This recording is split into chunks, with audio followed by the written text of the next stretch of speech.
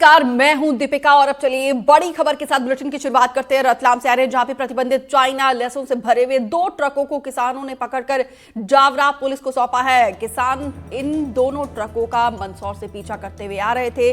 सरकार ने 2014 से इस पर प्रतिबंध लगाया था। दोनों ट्रकों में करीब 50 क्विंटल चाइना लहसुन भरा हुआ था। ये दोनों ट्रक पंजाब पासिंग है और ट्रकों पे अफगानिस्तान की फर्म का टैग लगा हुआ है। जावरा पुलिस ने मामला जावरा मंडी को सौंपा है। जिला पंचायत सदस्य डीपी धाकड़ का कहना है कि उनको मंदसौर के किसानों ने सोशल मीडिया पर जानकारी दी थी कि चाइना लहसुन से भरे हुए ट्रक रतलाम की तरफ जा रहे हैं।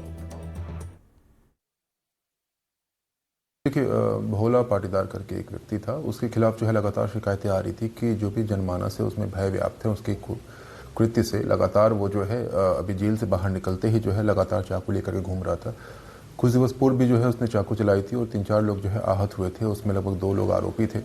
इसके ऊपर कई अपराध थे पूर्व में। इसी को लेकर के जो है इसके ऊपर रासुका की कार्रवाई की गई है और रासुका के साथ साथ जो है अभी जो आगे 307 की जो धाराएं बढ़ाई गई हैं, इस 307 IPC जो कंसर्निंग BNS के तहत जो की गई है, उसके तहत भी जो है इसकी गिरफ्तारी की जाएगी। और किसी भी तरीके से ये कोई भी गुंडा ना पनपे, किसी भी तरीके से जनमानस में जो है कोई भय व्याप्त ना हो, इसको लेकर के रतलाम पुलिस के द्वारा सख्त से सख्त कार्रवाई जो है जो भी पीस डिस्टर्ब करने वाले उन पर की जाएगी। साजिद ज्यादा जानकारी के साथ जुड़े हैं। साजिद, जब सरकार के द्वारा 2014 में चाइना लहसुन पर प्रतिबंध लगाया गया है तो सवाल यही उठता है कि ये इसकी डिलीवरी कहां से हो रही थी, ये ट्रक कहां से आ रहा था और कहां जा रहा था? जी देखिए दीपिका, यह कल जो है पंजाब से आना बताया जा रहा था और इसमें जो पहले से सूचनाएं जो है लगातार मिल रही थी, जो किसानों को मिल रही थी।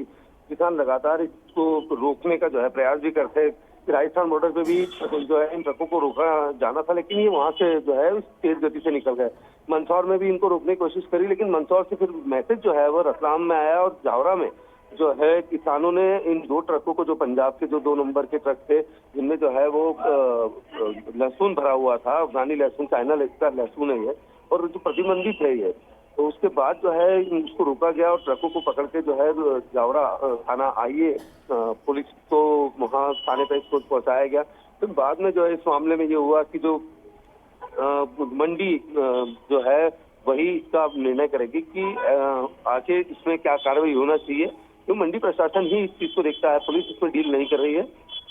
तो अब आगे जो भी है वो मंडी प्रशासन के हाथ में है और इसमें अभी जो है बातचीत चल रही है। धरना प्रदर्शन भी जो है जावरा में इसी को लेकर किया जा रहा है कि इस तरीके से अगर बाहर का जो लहसुन है, चाइना का लहसुन है, जो प्रतिबंधित लहसुन है, अगर वो इस तरह से बाजार में आएगा तो कहीं ना कहीं लोगों की सेहत के साथ भी खिलवाड़ होगा और कहीं ना कहीं जो है किसानों को भी इसका नुकसान होगा। साजिद, ये बताइए जरा, इस ट्रक में कितने लोग सवार थे, ड्राइवर, परिचालक के साथ? उनसे पूछताछ में क्या जानकारी और निकलकर सामने आई है? जी देखिए, ड्राइवर और कंडक्टर जो है, क्लीनर जो है, वो दोनों ट्रकों में थे। 4 लोग थे ये। और अब चूंकि इनको थाने पे बैठा दिया गया था और अब पूरा जो मामला है वो मंडी प्रशासन इसमें पूरी बात कर रहा है कि आगे इसमें क्या होगा। बिल्कुल देखना होगा कि पूछताछ में और क्या चीजें निकलकर सामने आती है। फिलहाल साजिद, विस्तार से जानकारी देने के लिए आपका बहुत बहुत शुक्रिया। तो वहीं ग्वालियर में 2 जगहों पर ईडी की छापेमार कार्रवाई लगातार जारी है। राजवीर सिंह सीकरवार की घर पर दबिश जारी है। भोपाल में कारोबार करते हैं राजवीर सिंह। ग्वालियर स्थित घरों में ईडी की दबिश जारी है। डीबी सिटी और उपनगर ग्वालियर में कार्रवाई जारी है और ईडी ने भोपाल में कारोबार करने वाले राजवीर सिंह सीकरवार की ग्वालियर स्थित घरों में छापेमार कार्रवाई किया। आपको बता दें कि ईडी ने जिले में डीबी सिटी और उपनगर ग्वालियर में कोटा वाले मोहल्ले पर छापेमार कार्रवाई की है। डीबी सिटी और उपनगर ग्वालियर में ईडी की कार्रवाई। भोपाल में कारोबार करते हैं राजवीर सिंह। उनका ठिकाना, उनका घर ग्वालियर में है। वहां पे कई जगहों पर ईडी की तरफ से कार्रवाई जारी है, जिसके बाद से इलाके में हड़कंप मचा है। 2 जगहों पर ईडी की छापेमार कार्रवाई। तस्वीरें हम आपको दिखा रहे हैं। पूरी सिक्योरिटी के साथ ही कार्रवाई जारी है। कहा यह भी जा रहा है कि ईडी को कई अहम दस्तावेज भी मिले हैं और इसके बाद देखना होगा कि ईडी का क्या एक्शन आगे और रहता है। फिलहाल 2 ठिकानों पर छापेमार कार्रवाई की गई है। ग्वालियर से जानकारी, जो राजवीर सिंह सीकरवार है वो भोपाल में उनका कारोबार है।